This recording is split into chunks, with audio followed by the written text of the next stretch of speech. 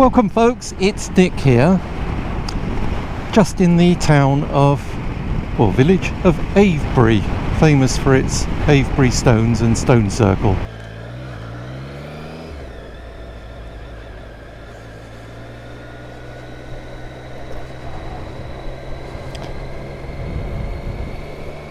The Avebury Stone Circle.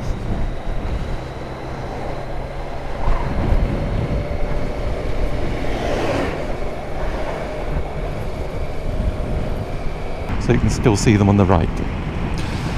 It's been a while. Thought I'd give you a bit of an update as to what I'm up to, what's going on.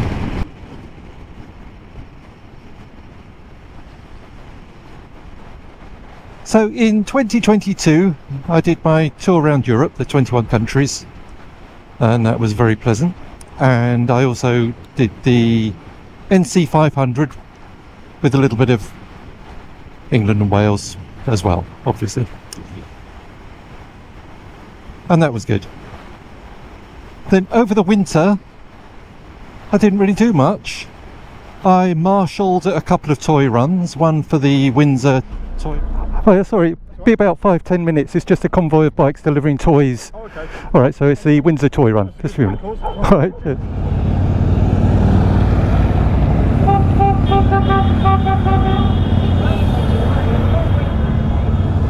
And one Reading toy run. The marshals have turned up, and now the other riders are beginning to turn up.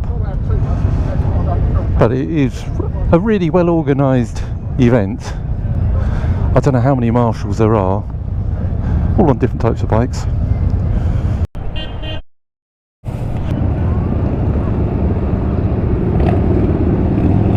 And if you don't know, the toy runs are where a bunch of motorcyclists deliver toys to a usually community centre, and they get distributed to worthy need and children around the area, or Barnardos and all those type of places. So that was good. Apart from that, not a great deal. So thought I'd bring you up to date with this year. And I'm currently on a tour of the south of England. I'm using a route created on my route app by, I think it might be Nick Carthew, but I'll put a couple of links in anyway. And it's a 12-day circuit starting in Dover right the way across to Land's End, with lots of places of interest on the way, and then back to Dover again. Due to family commitments, I've had to start at my route app route day 11, and I've just completed day 2, so 4 days in total. And I'll have my family commitment and then go back again next week and do the rest.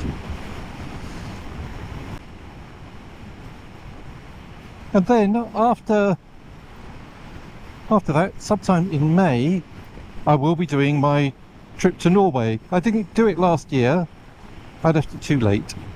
So probably mid-May I'll set off, and the plan at the moment is still to head up to Denmark, Sweden, Norway.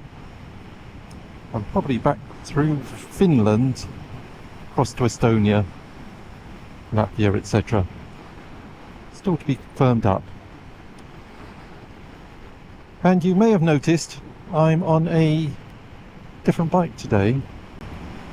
So for my south of England trip, I'm on my Triumph Street Triple 765, which is a bit different beastie. Does have a bit of urge and wants to go.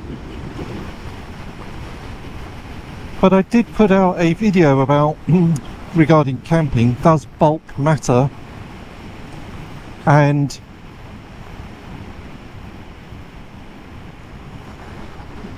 I decided, for purposes of the CB500X, all the gear I took fitted on without much issue, and so for me personally there wasn't really a problem with bulk on the CB500X, but I wasn't sure about how it would all work on a naked. And for a naked it is different. I've had to use different luggage. I've still got the Lomo 60 litre bag and a tank bag. Tank bag is full of camera equipment really. And I've got SW-Motech panniers on the back, soft luggage, which I've had for a while and used them once before. But it is a bit of a squeeze. And on my way home now, well, as I say, after my 4th day 2 of the route,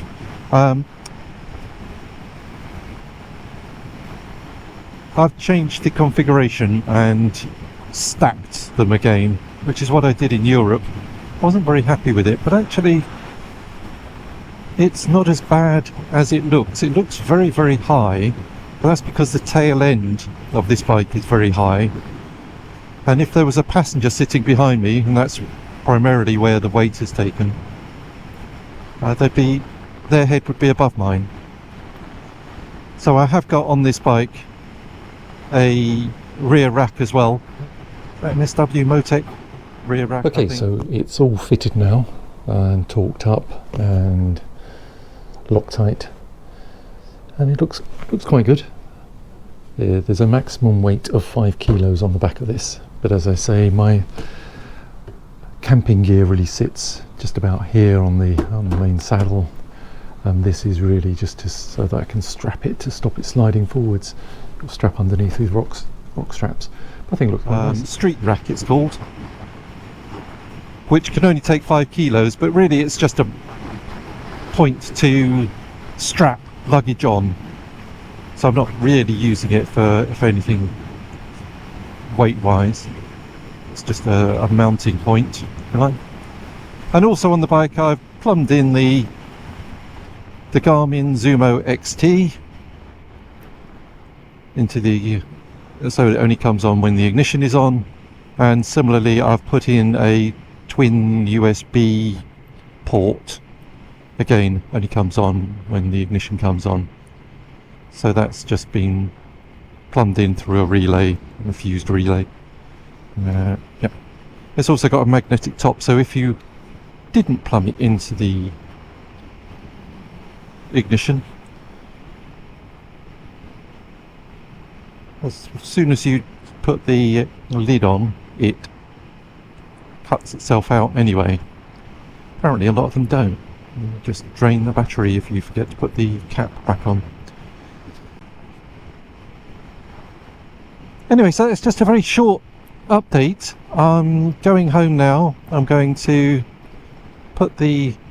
start putting the videos together, continue my journey next week, starting at day 3, which starts in Stapleford, I think it is, and will take me to Land's End, etc., and then I'll follow through to the end of day 10 on that route, and then cut home again.